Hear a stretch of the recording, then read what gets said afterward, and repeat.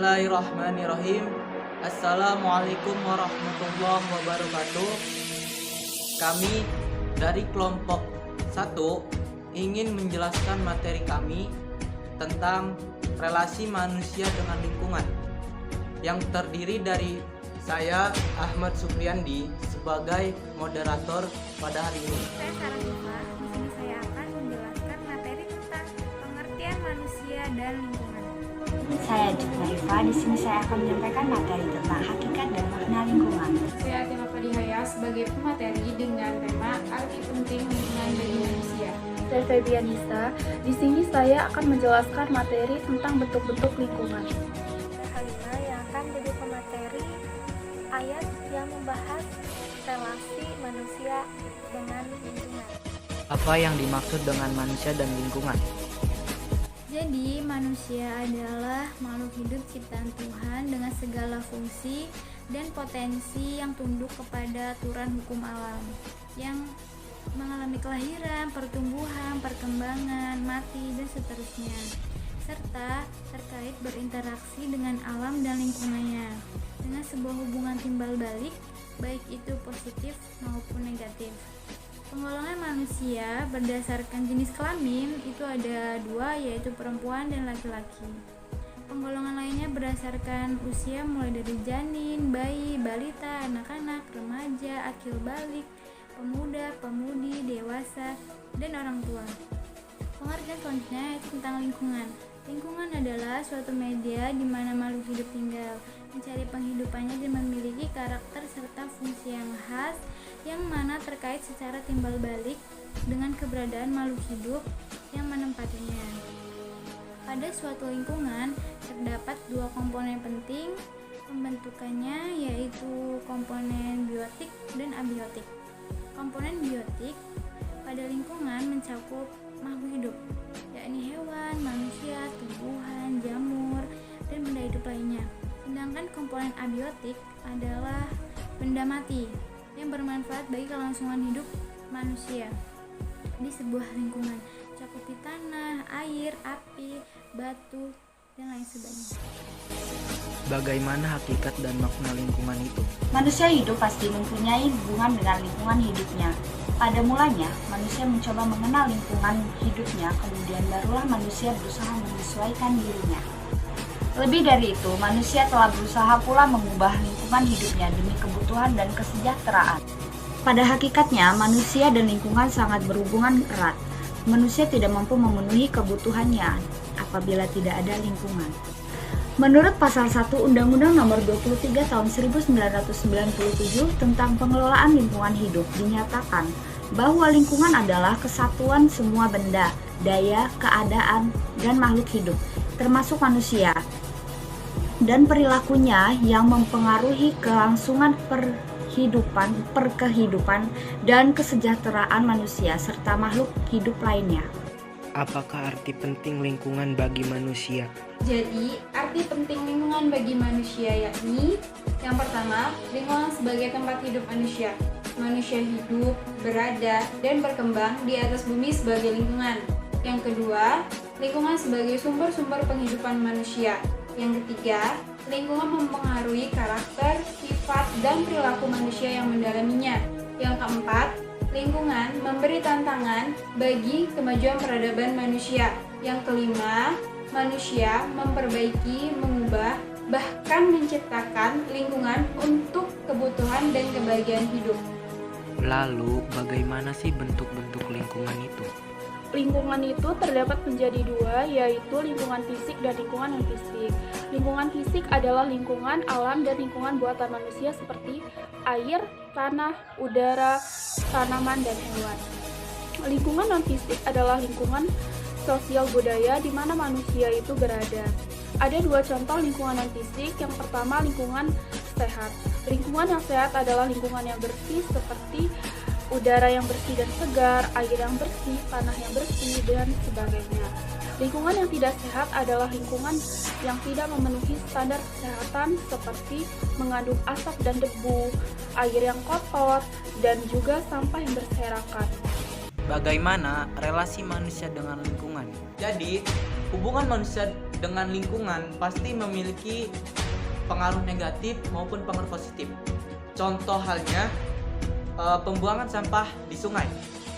Hal yang kita ketahui bahwa membuang sampah di sungai itu akan mengakibatkan banjir.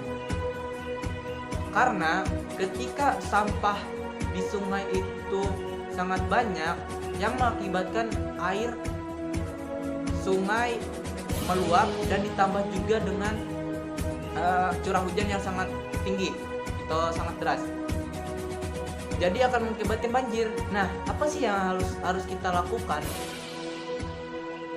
Dengan cara kita membuang sampah pada tempatnya, membuang sampah di tong sampah dan lain-lain. Contoh yang kedua, penebangan pohon secara liar. Nah, yang kita ketahui untuk penebangan pohon secara liar itu akan berdampak sangat negatif. Bisa terjadinya longsor karena curah hujan yang sangat tinggi yang mengakibatkan serapan tanah itu berkurang karena tidak ada pohon yang akan menyerap air tersebut. Dan untuk hal yang kita lakukan, seharusnya kita harus menanamkan, yang saya ketahui, menanamkan pola penanaman kembali. Jadi contoh halnya kita mengambil atau memotong sebuah pohon, satu pohon, lalu akan kita ganti dengan 2 pohon, kita tanam kembali. Dan nantinya tidak akan adanya longsor karena serapan tanah akan diserap oleh akar. Nah, selanjutnya penggalian tanah. Penggalian tanah itu bisa berdampak juga kepada longsor dan mempengaruhi ekosistem alam. Untuk cara itunya, banyak orang-orang juga yang menggunakan tanah itu untuk membangun rumah, membangun bangunan dan lain-lain. Untuk pengaruh positifnya, kita harus menjaga dan melestarikan lingkungan kita atau alam kita dengan sebaik-baiknya. Kita menggunakan sumber daya manusia dari alam, dari lingkungan dan lain-lain. Seperti halnya contohnya buah-buahan, rempah-rempahan yang itu akan digunakan oleh kita sendiri. Ketika rempah-rempahan, buah-buahan dan lain-lain tidak ada atau rusak, kita sendiri yang akan mengalami dampaknya, dampak dari kerusakan tersebut. Oleh karena itu, kita sebagai manusia harus saling menjaga dan melestarikan ekosistem alam ini agar tidak adanya kerusakan. Kita boleh menggunakan ekosistem alam, tetapi kita juga harus bisa mengaturnya. Kita boleh mengambil, tidak boleh berlebihan, secukupnya yang kita inginkan. Bagaimana ayat Al-Quran yang membahas relasi manusia dengan lingkungan? Al-Quran yang membahas relasi manusia dengan lingkungan yaitu surah Al-Baqarah ayat 60. Allah Subhanahu wa taala berfirman, Bismillahirrahmanirrahim. Wa izistasqa Musa liqaumihi faqulna darib ba'sakal hajar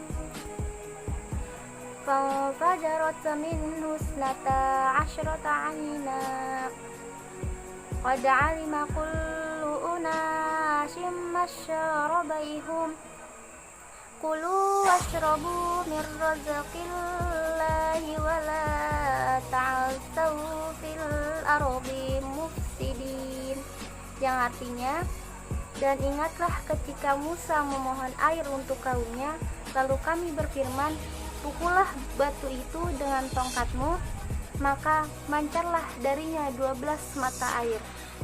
Setiap suku telah mengetahui tempat minumnya masing-masing.